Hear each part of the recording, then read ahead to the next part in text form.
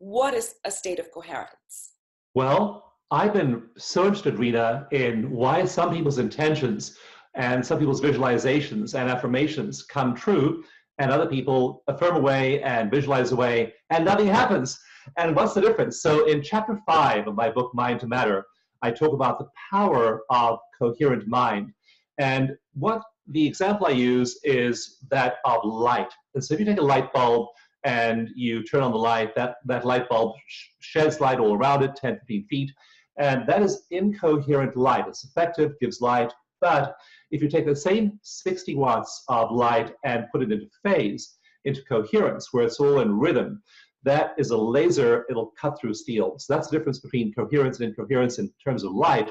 In terms of mind, when we hook people up to EEGs, we find that either their brain waves are coherent, and they're like that laser, or they're incoherent, they're like that incandescent bulb, and the light is scattered all over the place. And those people, when they have intentions, when they have visualizations, when they have affirmations, they aren't effective. And we find that if you look at a master manifester, if you look at a person who's able to really manifest things around them, who's able to affirm and visualize, if their brain waves are coherent, then they are effective, but if they're incoherent, they're not. So just like that laser focus in those light beams, if we have laser focused mental and emotional energy, if our spiritual, emotional, physical, and mental lives are all aligned, we have coherence, and then our affirmations and our visualizations are effective.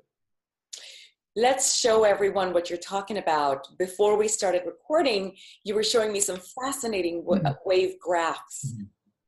Yeah, well, this is an image from Mind to Matter of coherent and incoherent light. And you can see there that it's very, very different. That same 60 watts, whether it's spread out like it is in the incandescent bulb, or whether it's in phase like it is in the laser, is all the difference in its power. So that's one analogy I use in Mind to Matter.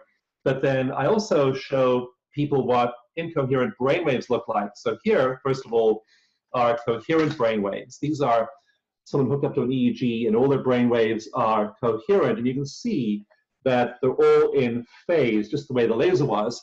And that's what our brainwaves should look like. So just for brainwaves should look like. If you meditate, if you're in a state of calm, if you're de-stressed, that's what your brainwaves look like, that coherent pattern. But this is what many people's brainwaves look like when you hook them up to an EEG at first. See, they're all over the place. They aren't in phase, just the way that the light beam at 60 watts in an incandescent light is not in phase. So you want to meditate. I have 30 practices in Mind to Matter that bring you into a state of coherence where, again, you are in phase. Your whole mental, emotional, and physical being is like that laser. And that's when your imagination kicks into high gear. That's when your brain is functioning at peak. That's when your intentions have power. That's when you manifest, whether that's better health, better wealth, better spouse, better kids, whatever it is you want to manifest. That's when you manifest, when your brain waves are all exactly the same. And you mentioned you have how many exercises in your book again, Dawson?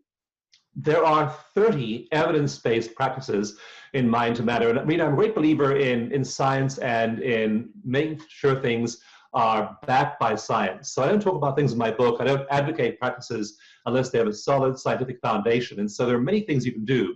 I do a lot of EFT tapping, acupressure tapping with people. I teach classes all over the world on that. That's simply applying acupressure to acupuncture points while you are in anything other than a state of relaxation. It relaxes you, de-stresses you. Meditation is so important.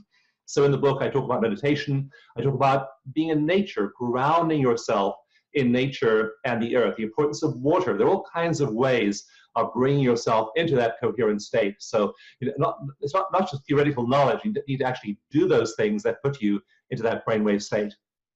You know, I think of it as tuning. For a lot of people, they have a hard time grasping how all this connects. And I say, well, we're just an instrument, just like any other musical instrument. And you're just tuning yourself. And if you don't tune yourself, guess what? You sound awful. And so...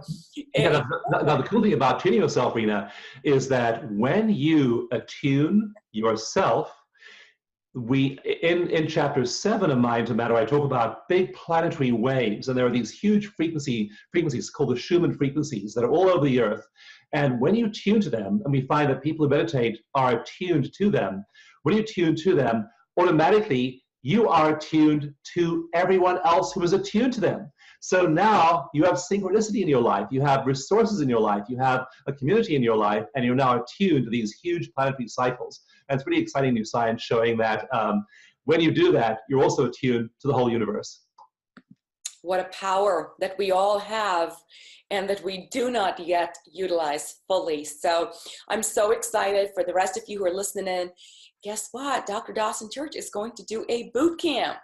And we are going to have in that boot camp actual trainings for getting into coherence, for developing that ability to tune yourself, to tap into the power of the universe, and of course, to create synchronicity in your life. So make sure to check it out. Thank you so much, Dr. Church. We'll be seeing you soon.